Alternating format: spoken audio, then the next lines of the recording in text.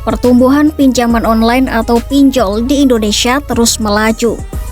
Data Otoritas Jasa Keuangan menunjukkan outstanding pembiayaan industri pinjaman daring mencapai 94,85 triliun rupiah pada November 2025. Angka itu tumbuh 25,45% secara tahunan.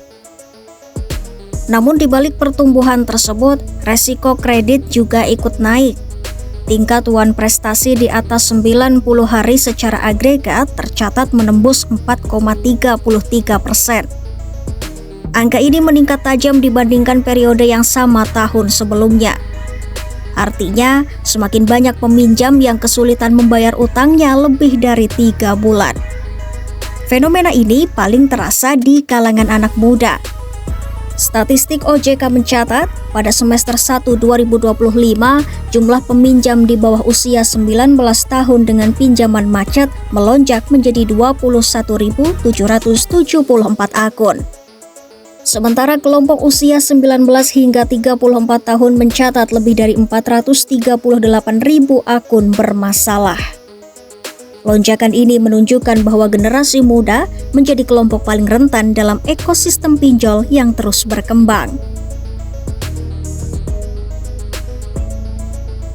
Kerentanan ini bukan tanpa sebab. Riset dari Women's World Banking pada 2025 mengungkap banyak anak muda Indonesia masih kesulitan mengelola keuangan digital. Dalam laporan bertajuk Empowering the Next Generation, A Path to Financial Confidence for Indonesia Youth yang melibatkan lebih dari 1.500 responden muda, terlihat adanya kesenjangan antara akses dan kemampuan. Anak muda memang sudah akrab dengan dompet digital, pay later, hingga aplikasi investasi. Tetapi tekanan sosial, tren konsumsi di media sosial, serta maraknya informasi yang menyesatkan membuat keputusan finansial menjadi semakin kompleks. Riset itu juga menggambarkan bahwa perempuan muda relatif disiplin menabung, tetapi kurang percaya diri dalam mengambil keputusan kredit dan investasi. Kondisi ini menunjukkan literasi saja tidak cukup. Diperlukan keterampilan praktis dan kepercayaan diri agar generasi muda mampu menilai resiko sebelum berutang. Sejumlah pengamat ekonomi digital juga melihat bahwa kebutuhan gaya hidup yang tinggi tidak selalu diimbangi pendapatan stabil.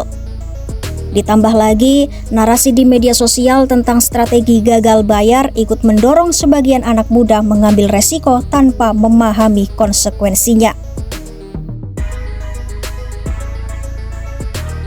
Di tengah meningkatnya angka gagal bayar, beredar mitos bahwa utang pinjol akan hangus setelah 90 hari tidak dibayar. Narasi ini banyak beredar di media sosial dan kerap disebut sebagai celah aman bagi debitur. Namun, penjelasan resmi OJK menyatakan hal tersebut tidak benar. Batas 90 hari hanya mengatur durasi penagihan langsung oleh penyelenggara.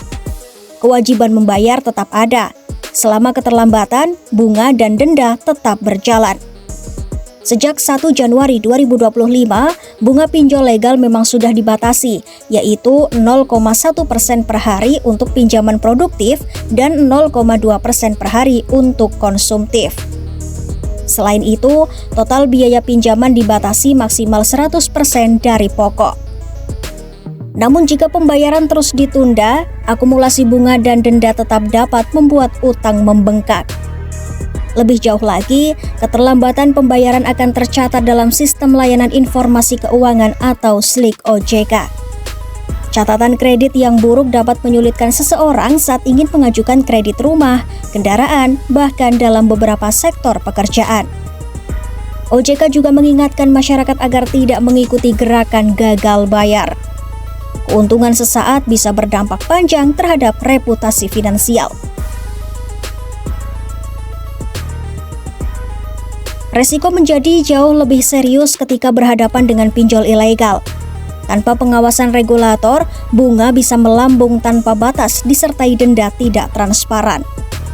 Tak sedikit korban yang mengalami intimidasi, penyalahgunaan data pribadi, hingga tekanan psikologis akibat penagihan agresif. Sepanjang 2025, Satgas Pasti telah membongkar ratusan entitas pinjol ilegal sebagai bagian dari perlindungan konsumen. Namun, maraknya kemunculan entitas baru membuat pengawasan terus menjadi tantangan.